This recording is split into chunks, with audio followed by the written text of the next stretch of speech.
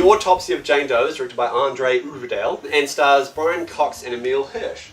Now this isn't a general release movie that we saw at the theatres, this was an on-demand kind of streaming movie that we decided to review. That's right. Surprisingly, it was a really cool, refreshing horror movie. Well, I thought it was anyway. Yeah, I thought so too. I think it was probably in part because it was an on-demand movie, because it's easier, I think, to go for more sort of niche or low-budget horrors. Yeah, I think that's probably where part of the originality came from. It would have benefited if I saw this at the movies, because I think it was a very airy, atmospheric movie. Yeah, for sure. So this film was about a father and son who are both coroners, and they're trying to identify this woman's body, but the more they look, the more secrets they find, and the more disturbing the story comes. So it's definitely a very tense movie. Now, the filmmaker, Andre, his last film he did before this was Troll Hunters, which was like a Norwegian mockumentary film. And it's a definitely change of form film for him, because like it's been, I don't know, probably a good almost 10 years. Yeah, it's been a while. It's been like 6. 2010, I believe. Yeah. And it's quite it's great because now he's taken a stab at the American film market and showing what he can do with like American casts and an American horror, which is such a great way to get in, I think. One of the things that I really liked about this film, which we already sort of touched on, was just the premise of the film. I thought, like, having a body, doing an autopsy on a body with this, like, father and son, like, morgue workers. Yeah. And trying to, almost a whodunit type feel, trying to figure out what has happened to this woman. Just seemed like a really unique and interesting premise for a horror film. And I was like, that immediately sounded like something I really wanted to see. Every time they would find something, it would just contradict something else. Right. And they're like, it's like, this doesn't make any sense. Like, it's so good. And as an audience, you kept left guessing. And it's great, because the film reminded me of a bit of a throwback to, like, kind of like ghost and witch movies that relied on not just jump cuts but just tense bits of like movement and kind of like tension that builds up. Totally. And like the amount of times I was watching this movie late at night and I found myself going, don't do it, why are you doing that, and to me that engaged me hardcore. It got me in, and so I was stoked. Yeah, I agree. It's just one of the films that, like, it's not a jump scare movie, at least I felt it sort of got more that way towards the end. Yes. A little more jump scary, which is a sort of an inevitability that you have to have when you get to the crescendo of a horror film. It's like a rubber band. Eventually you're going to tense it, and then as soon as it breaks, you've got to have something. You've got to have something snapping. It's a beautifully paced movie, and it's not like the horror movies that we're used to, kind of like the gore, splatter, torture porn, paranormal activity kind of horror movies. It is, and it goes along with that beautiful use of tension. And what's great about this tension is that it's very much a one location movie. For sure. It's all in just a morgue, like mortuary. Yeah. And that's it. And I mean, there's a few shots probably outside, but it all takes place. The opening is the only time we're actually outside of the morgue is in the opening. And it's great, and like they just managed to pull off all this tension and horror and just the frights all within this one area, and it's beautifully done. And from the lighting to the cinematography to the sound design and editing, they all just complemented to make a really greatly tense paced thriller that kept me guessing and kept me, constantly thinking like, I have no idea what's going on. And they keep revealing clues, and then you think you're going to get somewhere, but then it just kind of, it doesn't treat you like an idiot though, but it just keeps you guessing.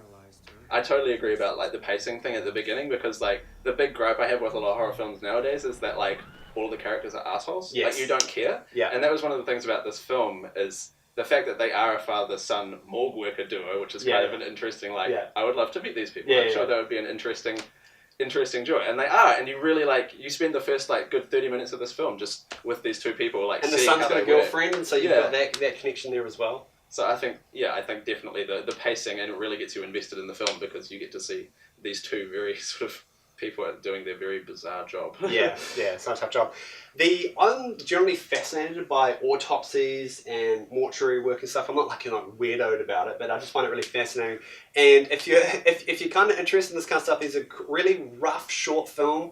If you're not into kind of gore and weird stuff, don't know. But it's called Aftermath. It's 1994 short film.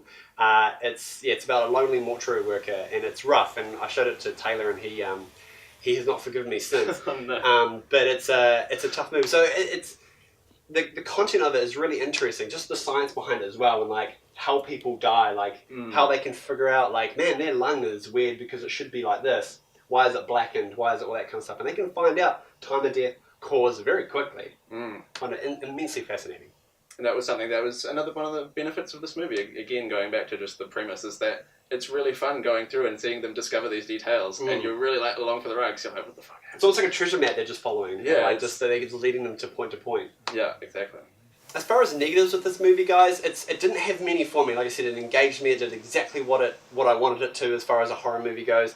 The only thing is that I feel horror movie aficionados might see the twist coming a little early than they were supposed to. I think they might. I think they might, because like I could kind of call it at a certain point where I thought was going to happen.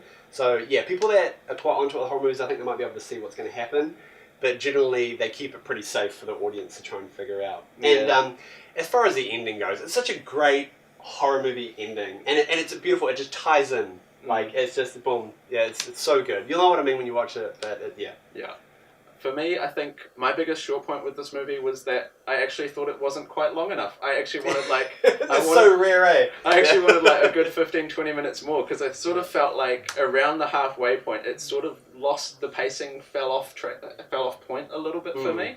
I really wanted to see them like sort of tighten those screws just a little bit more before we really delved into the more paranormal side of things. Yes, definitely, yeah. So I really would have liked to see an extra 15-20 minutes, but I mean, if you call that a big flaw, saying the movie's good enough that you want more 20 minutes of it, then... if anything, it's positive. And another positive I have to give is to Brian Cox and Emil Hirsch. Like, I love seeing Brian Cox in movies. And Emil Hirsch, that dude needs to be in more movies. Like, I loved him in Lone Survivor. I mean, I love him in Into the Wild, I think it was. Yeah, I haven't seen him since Lone Survivor, and that was Girl Next Door. So, yeah, man. And so the two work brilliantly together. You totally believe these two guys, father and son. Like, he's a bit of a hard-ass kind of dad, and he's kind of at that age where he doesn't want to do what he wants to do, and he wants to branch out.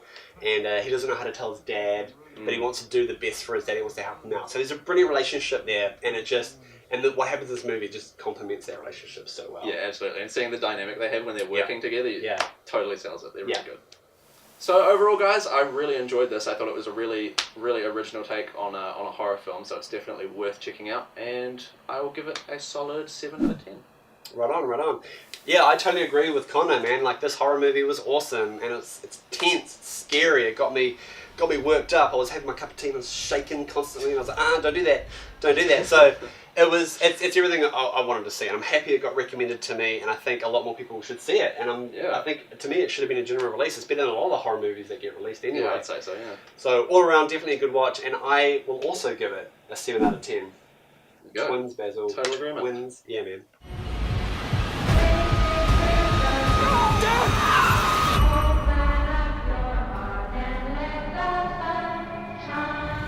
Cool, so that's it for another Jovial on the Chopping Block review from us. Thanks for watching, guys. If you want to check out any more reviews, we've got plenty uploaded, and we've also got a bunch of top 5s for you to have a look at. And if you guys have got any more horror films that you guys really think are fantastic, please let us know. Please let us know. We love finding out films that we just don't know about, and keep recommending them, and it's just great. So please, in the comment description, let us know. Give us a thumbs up, and thank you guys so much for watching, and we'll see you next time for another review. Ciao.